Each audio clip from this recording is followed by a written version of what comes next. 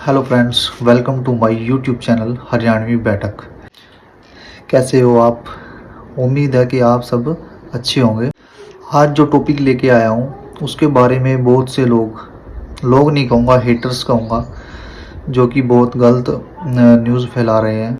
जी हाँ, मैं बात कर रहा हूँ आईपीएल ट्रॉफी विजेता 2025 की टीम आरसीबी की। जी वही आरसीबी जो 18 साल बाद पहली बार आईपीएल का खिताब जीत के आई और फैंस को 18 साल में पहली बार मौका मिला इस जीत का जश्न मनाने। यही जश्न मनाते मनाते कब मातम में बदल गया पता ही नहीं चला। जी हाँ, मैं बात कर रहा हूँ चिन्नास्वामी भगदड़ की। पुलिस, आरसीबी या फैंस, चिन्नास्वामी भगदड़ के लिए कौन है जिम्मेवार? इस टॉपिक पे पूरी डिटेल में बात करेंगे और बताएंगे आपको कि कहाँ चूक हुई। 4 जून विक्ट्री परेड हुई, बड़ा हादसा हो गया, 11 लोग मारे गए। बहुत ही दुखद घटना थी। हमारे देश में कोई भी दुखद घटना होती है तो आरोप प्रत्यारोप का दौर शुरू हो जाता है। सोशल मीडिया पर भ्रम फैलाया जाता है। हम अक्सर बड़े नाम, बड़े चेहरों पर उंगली उठाते हैं, जबकि ज़रूरत होती है घटना के कारणों को समझने की। क्या वजह रही इतना बड़ा हादसा हो गया? जब तक असली वजह नहीं पता चलेगी तब तक ऐसी घटनाएं हमेशा होती रहेंगी। इस घटना के बाद बहुत सारी अफवाहें फैलाई गई। विराट कोहली आईपीएल के बाद संन्यास ले रहे हैं, आरसीबी को 1 साल के लिए बैन कर दिया गया है। ऐसा कुछ भी नहीं है। कुछ सवाल जवाब हैं जो मैं आप लोगों के साथ साझा करना चाहूँगा। आप मेरे हर एक सवाल का जवाब, अपना मत, सुझाव नीचे कमेंट में दे सकते हैं। मेरा पहला क्वेश्चन है, क्या भारत में विक्ट्री परेड नहीं होनी चाहिए? अब कुछ लोग कह रहे हैं कि भारत जैसे देश में विक्ट्री परेड नहीं होनी चाहिए, हम इसको संभाल नहीं सकते। यह किसी की निजी राय हो सकती है, लेकिन विक्ट्री परेड को बंद करना पूरी तरह सही नहीं होगा। पूरी दुनिया भर में विक्ट्री परेड निकाली जाती है, क्रिकेट, फुटबॉल, ओलंपिक्स में। मेरा दूसरा क्वेश्चन है, क्या फैंस ही दोषी हैं क्योंकि उनमें नागरिक समझ नहीं है? क्या हम ऐसा कह सकते हैं? मेरे हिसाब से ये कहना बिल्कुल उचित नहीं होगा। फैंस काफ़ी उत्साहित होते हैं, साथ में अपने फेवरेट खिलाड़ियों के दीवाने होते हैं। इसलिए हम यह नहीं कह सकते कि फैंस का व्यवहार समस्या की मूल जड़ है। हम फैंस को दोषी क्यों माने? हमारे पास भीड़ कंट्रोल करने का सिस्टम होना चाहिए। भीड़ कंट्रोल करने का अनुभवी स्टाफ होना चाहिए। फैंस सिर्फ भारत में ही नहीं, पूरी दुनिया में एक जैसे हैं, भावनाओं में बह जाते हैं, जश्न मनाते हैं। अब हम चलते हैं क्वेश्चन नंबर 3 की तरफ। क्या कुछ पुलिसकर्मी इतनी भीड़ को संभाल सकते हैं? यह बात पूरी तरह सही नहीं है। चाहे 1000 चाहे 5000 पुलिसकर्मी हो, संख्या मायने नहीं रखती। मायने रखता है एसओपी, आपकी तैयारी कैसी है। आप हर 100 लोगों पे एक पुलिसकर्मी तैनात नहीं कर सकते। ऐसा दुनिया भर में नहीं होता। बड़ी बात यह है कि पुलिस प्रशासन ने कितनी तैयारी करी थी।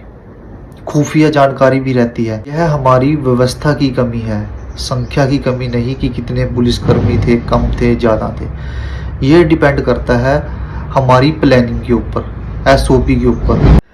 अब बात करते हैं क्वेश्चन नंबर 4।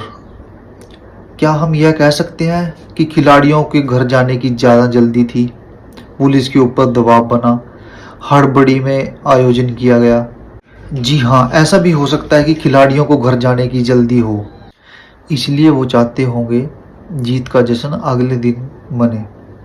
परंतु आखिरी फैसला पुलिस को होता है। पुलिस की मंजूरी के बिना कोई आयोजन नहीं हो सकता। अगर पुलिस वहाँ तैयार नहीं थी तो उस आयोजन को नहीं करना चाहिए था या पोस्टपोन कर देना चाहिए था। इसलिए ये कहना कि खिलाड़ियों की वजह से आयोजन हुआ, ये बिल्कुल सही नहीं है। अगर पुलिस ने जिम्मेवारी ली तो उस जिम्मेवारी को निभाना चाहिए। अगर आयोजन करने के लिए टाइम दिया तो पुलिस की जिम्मेवारी बनती है कि उसको जिम्मेदारी को निभाए। अब सवाल नंबर 5, क्या आयोजन पुलिस की इजाज़त के बिना हुआ? ये भी एक अपने आप में बहुत बड़ा सवाल है। यह भी बिल्कुल गलत है क्योंकि आरसीबी की बस एयरपोर्ट से विधानसभा विदाउट पुलिस की परमिशन के नहीं जा सकती थी। पुलिस प्रशासन ने सिर्फ ओपन परेड बस की अनुमति नहीं दी। विधानसभा, कर्नाटका विधानसभा और चिन्ना स्वामी स्टेडियम के लिए पुलिस ने अनुमति दी थी और भगदड़ भी वहीं दो जगह पे हुई जहां पे पुलिस मौजूद थी, इसलिए पुलिस को पता था और उन्होंने मंजूरी दी हुई थी। अब बात करते हैं क्वेश्चन नंबर 6 की। क्या खिलाड़ी यह जानते हुए भी जश्न मना रहे थे कि उनके फैंस मारे गए हैं? बहुत से हेटर्स ये बोल रहे हैं यूट्यूब चैनल्स पे, काफ़ी सोशल मीडिया पे, कि बाहर फैंस मारे गए और अंदर विराट कोहली जश्न मना रहे थे, सारी आरसीबी टीम जश्न मना रही थी। जब ये सब कुछ हुआ तब टाइम 4 से 4:30 के बीच में था। जब टीम की बस 5 बजे आई तब किसी को नहीं पता था कि मौतें हुई हैं। मीडिया को 5:15 पे यह जानकारी लगी कि कोई भगदड़ हुई है। जब चिन्ना स्वामी स्टेडियम में इवेंट चल रहा था तो यह खबर पता चली तो इवेंट को कम कर दिया गया। प्लानिंग के मुताबिक जो इवेंट था वो 2 घंटे चलना था, उसको सिर्फ 15 मिनटों में ही निपटा दिया गया जब ये खबर स्टेडियम के अंदर पता चली। इसलिए ये ऐसा कहना गलत है कि खिलाड़ियों को खबर थी कि बाहर भगदड़ मच चुकी है। अगर ऐसा होता, उनको पता होता तो ऐसे खिलाड़ी जश्न नहीं मनाते। सवाल नंबर 7, क्या आरसीबी को पूरे मामले में क्लीन चिट दी जा सकती है? जी नहीं। मुख्य गलती पुलिस की है। पुलिस का काम सुरक्षा के साथ साथ न्याय व्यवस्था का पालन करवाना, लेकिन इस मामले में आरसीबी को भी नहीं बख्शा जाएगा क्योंकि आरसीबी ने टिकट और रजिस्ट्रेशन को लेकर अच्छे से कम्युनिकेशन नहीं किया। कुछ लोग तो ऐसे ही आ गए क्योंकि उनको लगा कि शायद फ्री में एंट्री है।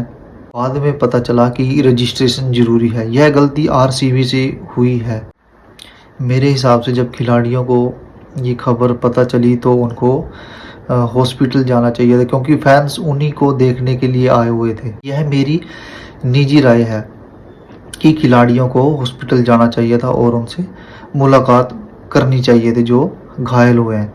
आपकी क्या राय है? प्लीज़ कमेंट करें। Like, share, subscribe my YouTube channel Haryanvi Baithak. Thank you. जय हिंद।